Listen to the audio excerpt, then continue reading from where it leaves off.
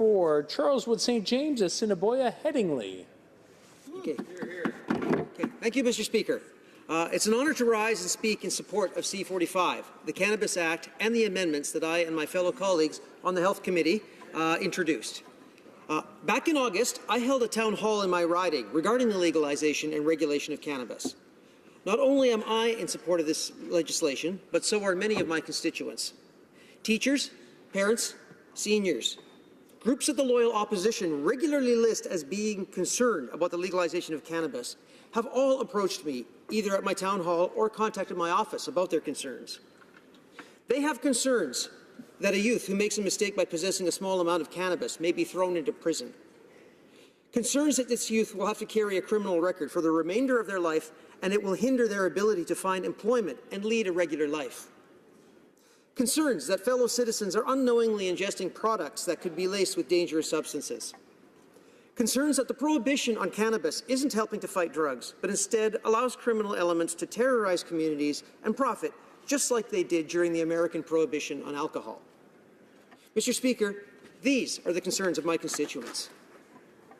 As a member of the Health Committee, I spent several weeks intensely reviewing this legislation. This included a week of back-to-back meetings where we heard testimony from over 100 witnesses. Most of these witnesses were in favor of legalizing and regulating cannabis. This legislation strikes a balance between addressing the need to end prohibition while addressing the challenges other jurisdictions faced when regulating cannabis. Bill C-45 allows an adult to possess up to 30 grams in public, a measure that ensures no one will be criminalized for possessing a reasonable amount of cannabis, while ensuring those who continue to illicitly sell cannabis on the street would be charged. The legislation allows for home cultivation with up to 4 plants per residence, an amount that is within reason for an individual while making it unfeasible for criminal elements to profit. This bill also protects the consumers by implementing industry-wide rules and standards on basic things, such as sanitary production requirements, restrictions on use of unauthorized pesticides, product testing, and restrictions on use of ingredients and additives. We are creating a framework where Canadians can trust that the products they purchase will be safe and free of dangerous chemicals or substances without having to take a criminal's word on face value. As a physician who has spent over 20 years in the emergency room, I have treated patients who unknowingly ingested what they thought was just cannabis. I can inform the House that this is indeed a concern worth resolving, and I applaud the government's commitment to the health and safety of Canadians. Mr. Speaker, this legislation also protects youth by creating a framework for a minimum age of purchase of 18 years through a licensed retailer, requiring child-proof packaging and warning labels, and providing for public education and awareness campaigns of the dangers associated with cannabis. I will also add that yesterday the government announced a new investment of $36.4 million over the next 5 years for an education and awareness campaign. This investment is in addition to the funding announced in Budget 2017, bringing the total investment in education and awareness to $46 million.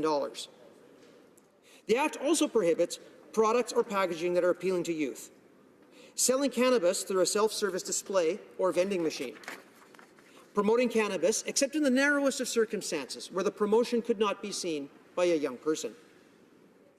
This Act also creates two new criminal convictions to protect youth by making it illegal to give or sell cannabis to a youth and using a youth to commit a cannabis-related offence. This bill also has a provision to protect youth that make a mistake when in possession of 5 grams of cannabis or less, to ensure they don't carry a criminal record for the rest of their lives. I want to take a moment to address the notion raised by the opposition that we are normalizing cannabis use among youth. The truth, cannabis use in Canada has already been normalized. With the second highest rate of youth usage in the world, it is obvious that the current system does not work. We need to stop focusing on a prohibitionist model on cannabis, hoping to get a different result in the future. We need to use an evidence-based approach that restricts access to youth while removing the financial incentives that embolden criminal elements. I would like to touch on another item that the opposition regularly states, is that vehicle collisions and fatalities in jurisdictions that have legalized recreational cannabis has increased. This statement is incorrect. While statistics before and after legalization indicate an increase in impaired driving, public safety officials in the states of Washington and Colorado are in agreement that this apparent increase was the result of improved detection methods. In a letter from the Governor and Attorney General of the state of Washington addressed to Attorney General Jeff Sessions, they wrote, "Several of the statistics quoted in your letter on the increasing incidence of marijuana DUIs are distorted by the fact that the testing regime has been changed with state legalization. Any amount of drug driving and collisions is too high. Prior to marijuana legalization, blood testing for THC at suspected DUI traffic stops was substantially less common. Consequently, comparable statistics do not exist." Additionally, in a letter from the Governor and Attorney General of Colorado, again to Attorney General Jeff Sessions, they stated that they enacted new laws giving state and local law enforcement additional tools to prosecute individuals driving under the influence of marijuana and have significantly increased the number of law enforcement officers who are trained to detect drug-impaired driving, allowing the state to identify and detain more individuals who are driving impaired than previously. More importantly, they wrote that the number of impaired drivers went down. The letter states, in the first 6 months of 2017, the number of drivers the Colorado State Patrol considered impaired by marijuana dropped by 21% compared to the first 6 months of 2016. If the House wishes, I can table these two letters from Washington and Colorado for review. It is evident that any amount of impaired driving or collisions is too high, and that is why I was pleased that the government is progressing with C-46 in an effort to address and curtail impaired driving, and has committed up to $161 million for the training of frontline officers in how to recognize the signs and symptoms of drug-impaired driving, providing access to drug screening devices, and raising public awareness about the dangers of drug-impaired driving. Mr. Speaker, in May of this year, I had the honour of rising and speaking in favour of this legislation at second reading. Since then, the legislation has been amended by my fellow colleagues and I on the Health Committee. Many were technical elements to strengthen the bill, but there were several amendments of consequence as a result of our witness testimony during our intensive review. One of the more consequential amendments that were made was the removal of height restrictions on cannabis plants for home cultivation, so that no one who lets a plant accidentally overgrow is deemed a criminal. Additionally, the legislation was amended to ensure that it is in line with the Good Samaritan Drug Overdose Act, which was introduced by my fellow Health Committee colleague, the member from Coquitlam, Port Coquitlam, and of which I was proud to second, to ensure that an individual who commits a cannabis-related offence will not be charged if he or she calls the police or medical services to report an overdose. Mr. Speaker, I should add that I was disheartened when the Conservative members in the committee unanimously voted against this amendment that will save lives. Additionally, our committee amended the legislation to ensure that edibles and concentrates will be entered under Schedule 4 of the legislation as a class of cannabis that an authorized person may sell by either an order in council or a clause that will allow it to come into force on the first anniversary of the day on which Section 33 comes to force. Essentially, this ensures that edibles and concentrates will be legalized and properly regulated within a one-year time frame of when this legislation is enacted. Given the transformative nature of this legislation, our committee introduced an amendment to require the minister to conduct a review of the Act after 3 years and to table a report before Parliament.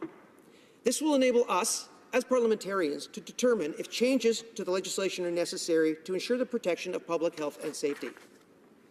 Our government have also amended Subclause 139 to provide the Governor and Council authority to restrict the characteristics of certain items, to set limits on the amount or concentration of chemical compounds, and to ensure regulated products under legislation will be consistent with the provisions in S5. Mr. Speaker, the opposition has been constantly counting down to remind us how many days until legalization we have, and have today reminded us that it is 243 days. And while I am glad that my colleagues across the aisle can count backwards on a calendar, I think we should look at it in a different way. In 243 days, we can end a system that victimizes ordinary Canadians and emboldens criminal elements in our society. In 243 days, we can end a system that ruins the lives through lost opportunity and social stigma. Mr. Speaker, in 243 days, we can end a system that should never have been put in place. Thank you, Mr. Speaker. You're here. Questions and comments. The honourable member for Yellow.